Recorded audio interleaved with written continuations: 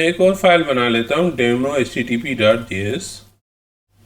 इसमें मैं एक और कांस्ट सेम वही http को डिफ़ाइन करता हूँ। ये आप बहुत ज़्यादा लाइन यूज़ करेंगे तो जहन में रख लीजिए कि ये इस तरह से लाइन का पर्पस क्या है। इसमें भी वही फंक्शन रिक्वेस्ट रेस और res.writeHead, हमारे पास हेडर होते हैं, इसमें मैं हेडर भेज रहा हूँ उसको वापस। Content type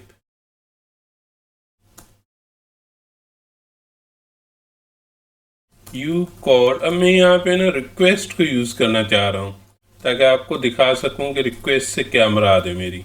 request URL res.end, इसमें भी वही listen 3000 फिनिश।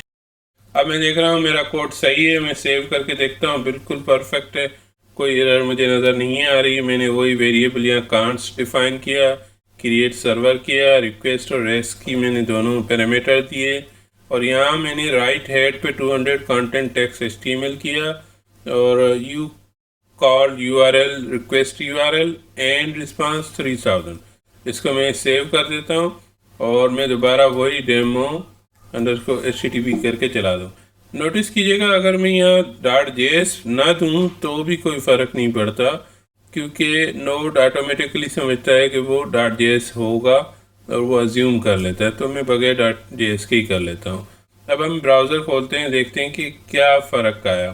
पहले हमने यहाँ पे वो PV डाला था पैराग्राफ, अब हम इसको रिटर्न करेंगे तो आप देखें अगर मैं यहाँ पे कुछ लिख देता हूँ तो ये वो URL है ना वो मुझे प्रिंट करके दे रहा है और बहुत सिंपल है। लेकिन ये देखें ये वाली जो रिक्वेस्ट है वहाँ से उठा के ला रहा है। अब आप सोचेंगे कि आखिर ये 200 जो हमने लिखा था वो कहाँ गया।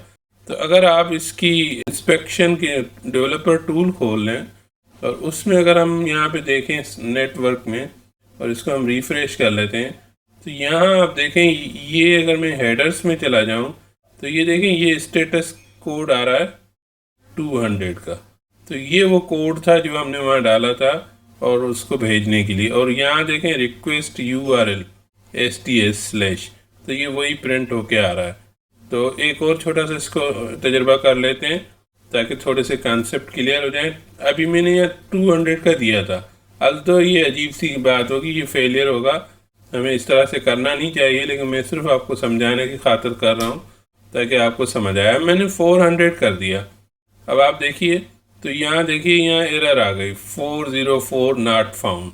अल्दो उसने रिस्पांस तो प्रिंट कर दिया बट कोड ये 404 है।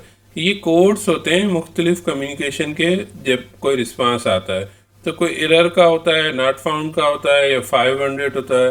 तो ये डिफरेंट कोड्स हैं जिसके ज़रिए हम बताते हैं कि ये रिस्पांस आ रहा है। तो यूजुअली हम 200 कोड देते हैं। दोबारा मैं इसको 200 कर देता हूँ ताकि आपको जहन में रहे। ये 200 कोड भेजते हैं और 200 से ये होता है कि रिस्पांस बिल्कुल परफेक्ट है जैसे अभी हमने किया। तो यहाँ देखें, मैं थोड़ा इसको ये देखें, स्टेटस कोड जो है 200 है और पिछले में 400 हम लाए थे 404, तो वो एक एरर कोड है। 500 आएगा तो वो कोई स्क्रिप्टिंग में एरर होगी, उसका कोड है। और इसी तरह के काफ़ी सारे हैं। तो जब हम APIs पे जाएंगे तो इंशाल्लाह ये कॉन्सेप्ट्स भी आपके क्लियर हो जाएंगे। तो होपफुली आपको काफ़ी चीज़ें समझ आ गई होंगी। तो अब हम नेक्स्ट टॉपिक पे चलते हैं, एक्सप्रेस के बारे में। हमने ये थोड़ा सा बुनियादी समझ लिया कि डेमो बना लिया हेलो वर्ल्ड का। बहुत बहुत शुक्रिया, सब्सक्राइब करना ना भूलिएगा। Thank you.